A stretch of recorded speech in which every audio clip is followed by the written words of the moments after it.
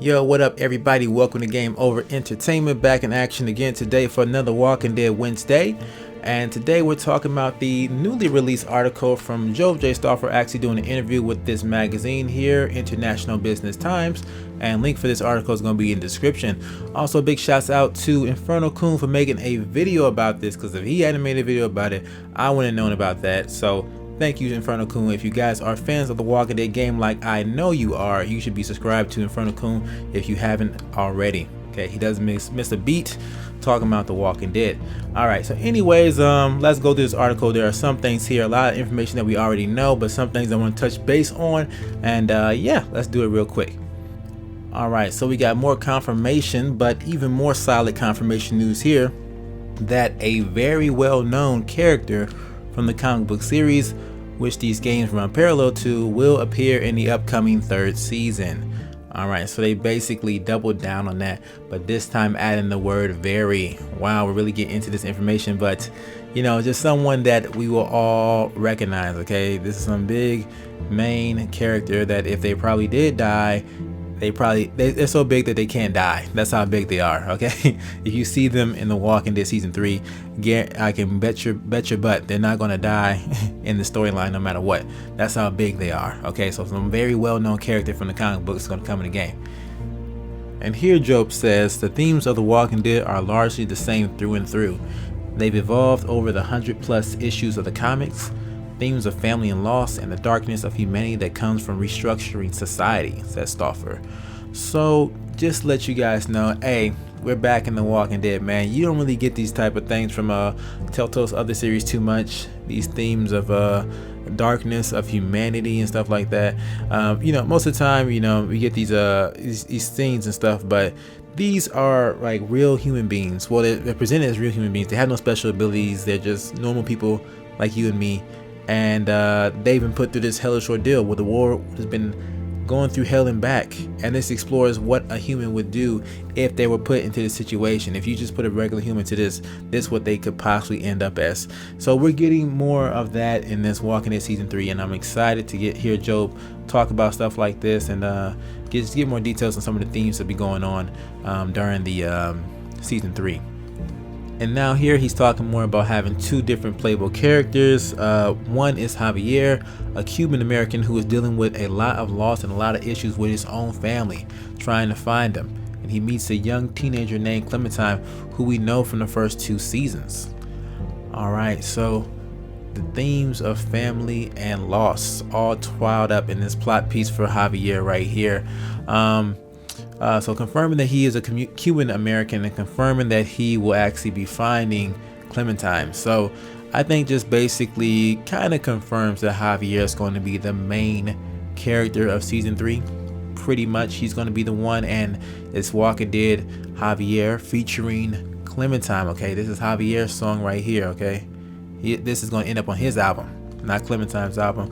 Looks like the story's gonna be focused more around him with this sentence right here. And then some more things spoken down here too makes me think that as well. So whether you've played the first 2 or not, you'll be introduced to Clem and learn about her through Javier. You also play as her. If you played the first 2, your story will be completely tailored to you based on the decisions you've made in season 1 and season 2. The door opens for new audiences, so it also serves the millions of players who played the first 2 seasons. So, you know, this sentence right here just makes me think that Clementine is just coming in. You know, it's like in season 2. Like us being Clementine, right? Instead of this, we're being Javier, and we find Kenny along the way. Like, oh hey, I remember you. You were back in season 1. Like, oh hey, Clementine, I remember you. You were back in season 1 episode and season 2. So yeah, I remember you. You were the protagonist there. How's it going? Oh, you still got baby AJ with you? Huh, what happened? What's your story? How'd you end up here? And that's when they'll go through your endings and they'll talk about your choices and stuff like that when you're with Javier and talking to Clementine, learning about her. And that's when players are supposed to feel that gratification that this choices really mattered and stuff. But I don't know, man. I think like yeah, they definitely got it like featuring Clementine just because of the fact that Clementine was really like the last point we saw her in season 2 episode 5. None of the endings it seemed like they were anywhere near Virginia, where she is going to be in right now. You know, how did she even get here? How did all 3 of those endings wind her up here at Virginia? Okay, they got Virginia sounding like a terminus where they had signs on the railroad saying point this way to terminus, and you know, civilization collapsed wherever they were, and they kept walking the railroads and they saw the signs. All 3 versions of Clementine ending up at this same point in Virginia. Highly unlikely. So you know, those are my thoughts about this. Let me see if there's anything else here really quickly, because you know, they're also saying to open the doors to new audiences. So if you don't have any history with Clem, you're just going to meet her and you're like, oh hey, you seem like a cool girl, you want to join my party, you know, something like that. If you never really played The Walking Dead, then you wouldn't be missing out on anything in that aspect. So you know, that's what I think when I read this that last paragraph there. But let me look a little bit more, see what's left in this article. Oh, and here he's talking more about the themes of season 3 we'll be seeing. Thematically, we're at an era where it's so many years into the apocalypse that it's not just about small groups trying to get back society up and running. It's larger groups and larger factions. People trying to find out to communicate with different communities. How does the mail work? How does commerce work? How to get society back up and running in this new world and this frontier of what is America now? What is the world now after the apocalypse? You know, what if, you know, just tossing out crazy theories right here, what if this was only happening in America? What if another country, you made some new, you know, highly modified, you know, genocidal weapon that's supposed to wipe us out? We pissed off the wrong people. We didn't know they were secretly developing this, and they sent us this over. You know, surprise, motherfucker. And we're all wiped out. No communication, no touch with the outside world, outside of America, and no one knows any difference. You know, it's overseas. You know, only thing was hit is the western side of the hemisphere. Okay, so they could be over there just living lovely, and we're over here like struggling, not knowing what's going on. That'd be crazy if this was some type of kind of World War III ultimate attack, like their version of the Hiroshima bomb that just was very devastating, obviously, to the Walking Dead community here. But yes, anyways, back on topic with what's really happening here, because I know nothing like that's gonna be revealed. But anyways, trying to get communities back together, trying to establish some more sense of society. It's gonna be pretty difficult, you know. You know, just a whole Walking Dead idea of reestablishing society after its collapse and stuff, especially dealing in this like highly more hostile territory. You know, it's a tough mission, man. No one's really gotten it perfectly right.